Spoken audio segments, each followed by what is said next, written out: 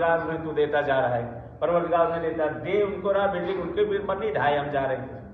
गाड़ी में हो जा रहे, पंचर हुए जा रहे हैं। देख देख के इंसान अगर यहीं पे परवरदिगार से कह दे तेरा शुक्र है माबूद, पाने हो जाए, कैनात पसंद हो जाए, तूने जो दिया है तेरा शुक्र है माबूद, तेरी मर्जी तू दे या ना दे,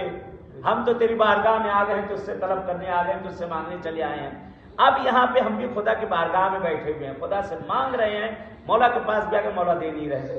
नमाजें पढ़ रहे हैं, सब कुछ कर रहे हैं, तो खुदा कहेगा अपनी इबादतों को खालिस तो कर ले। ऐसा ना मैं आपकी इबादत तो ना कहूँ, मैं अपनी करूँ, मैं सिक्ते मोहम्मद 1-2 रकात नमाज पढ़ने के लिए हरम इमाम रज़ा में खड़ा हो जाऊँ। 1-2 रकात नमाज जैसे ही शुरू किया, अल्लाहु अकबर, तकबीर अभी मैंने कही नहीं थी, एक बार भी जिस मेरा मुसल्ले पर रूह चली गई बाजार इमाम रज़ा टहलने,